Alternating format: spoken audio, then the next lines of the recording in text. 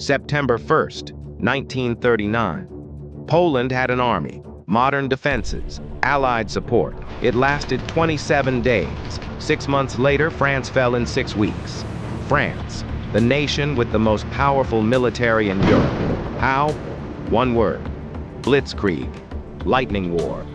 This is the story of the military tactic that changed warfare forever. The strategy that allowed Germany to conquer most of Europe in less than a year.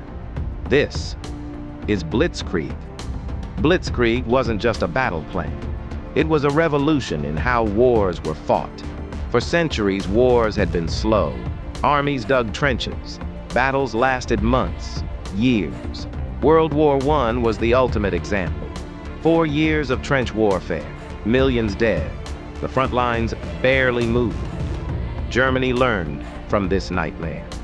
They realized speed defeats defense, concentration defeats numbers, and they created a new doctrine. Blitzkrieg had 3 components, 3 elements working together like a machine. First, air superiority. Before the ground troops moved, German Stukas and bombers would attack. They destroyed enemy airfields, communication lines, supply depots, command centers. The enemy was blind, deaf, confused. Second, armored penetration. Then came the panzers, German tanks, but they didn't attack the entire front. They found the weakest point, the gap in the defenses, and they punched through, fast, deep. They didn't stop to fight. They bypassed resistance. They drove straight for the rear, for headquarters, supply lines, cities. Third, infantry exploitation. Behind the tanks, motorized infantry followed. They surrounded the enemy units that the tanks had bypassed, trapped, cut off. No supplies, no orders. The enemy had 2 choices: surrender or die. This was Blitzkrieg. Shock, speed, coordination, and it was about to be tested. September 1st, 1939, 4:45 a.m. Germany invaded Poland from 3 directions: north, west, south. The Polish army was brave, well-equipped. They had over 1 million soldiers, but they had no chance. The Luftwaffe struck first. Within hours, most of the Polish Air Force was destroyed. On the ground, before they could even take off, then came the panzers. They didn't attack Warsaw directly. They drove around it, past it. They cut Poland in half. Polish cavalry charged German tanks. It's one of the most tragic images of the war. Brave men on horses against armored steel. They never stood a chance. Within 2 weeks, German forces had reached Warsaw. The city was surrounded, cut off. On September 17th, the Soviet Union invaded from the east. Poland was caught between 2 enemies. September 27th, Warsaw surrendered. 27 days, Poland was gone. Britain and France had declared war on Germany, but they couldn't help. By the time they could mobilize, Poland had already fallen. The world was shocked. How did this happen so fast? But Germany wasn't done. May 10th, 1940, Germany invaded France and the Low Countries. France was ready this time, or so they thought. They had the Maginot Line, a series of fortifications along the German border, supposedly impenetrable. They had more tanks than Germany. Better tanks, actually. They had the British Expeditionary Force as allies. On paper, the Allies were stronger, but Germany didn't attack where France expected. The French believed the Ardennes forest was impassable for tanks. Too thick, too hilly. German General Heinz Guderian disagreed. On May 10th, German panzers entered the Ardennes, thousands of tanks. In a forest the French thought was a natural barrier. 3 days later, they reached the Meuse River, the last obstacle before open French territory. French defenders thought they had time. The river was wide. They could hold. They were wrong. German dive bombers attacked continuously. Stukas, The sound alone was terrifying. They had sirens attached to their wings, psychological warfare. Under this aerial bombardment, German engineers built pontoon bridges in hours. May 13th, panzers crossed the Meuse. The French line broke. And then, the Germans did something unexpected.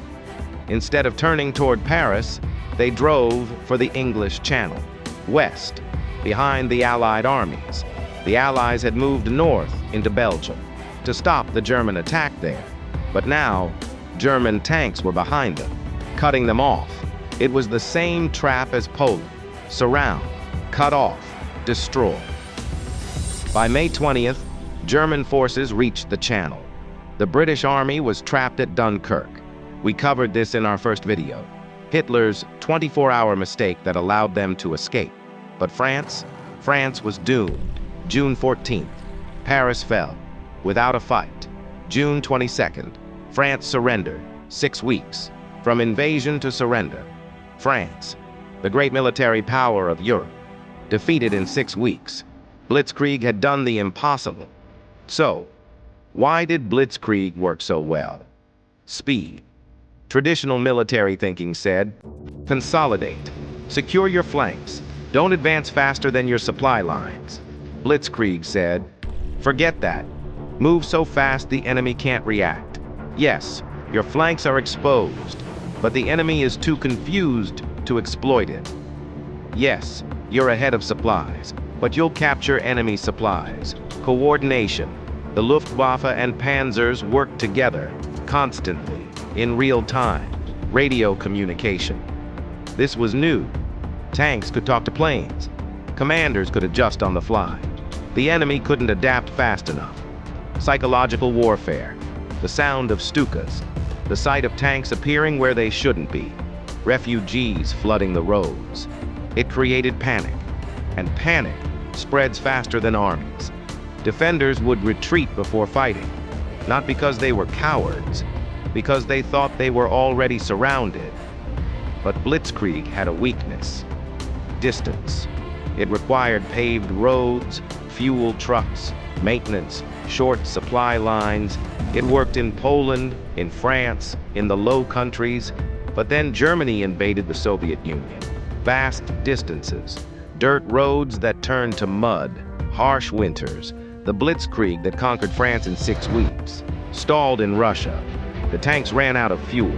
The supply lines stretched too thin. The mud stopped them. And then winter came. Operation Barbarossa was supposed to be another Blitzkrieg victory. Over in weeks. It lasted 4 years. And Germany lost. Blitzkrieg was brilliant, but it wasn't invincible. It changed warfare, but it couldn't change geography or winter. Today, every modern military uses concepts from Blitzkrieg. Combined arms warfare, air power and ground forces working together, rapid mechanized assault, tanks leading, infantry following, focus on enemy weak points instead of frontal attacks. The United States used it in Iraq twice. Baghdad fell in 3 weeks in 2003. That's Blitzkrieg doctrine. Israel used it in the Six-Day War. They destroyed the Egyptian Air Force in 3 hours. Classic Blitzkrieg open. Even though the word Blitzkrieg is German, the concept is universal now. It's how modern wars are fought. Fast, coordinated, overwhelming. Germany may have lost World War II, but their tactical innovation changed military strategy forever. That is the legacy of Blitzkrieg. From Poland in 27 days to France in 6 weeks, Blitzkrieg changed everything. If you want to see more tactics and strategies that shaped history, subscribe to Front Archives. Next time, D-Day, the Allied invasion that finally defeated Germany. I'll see you there.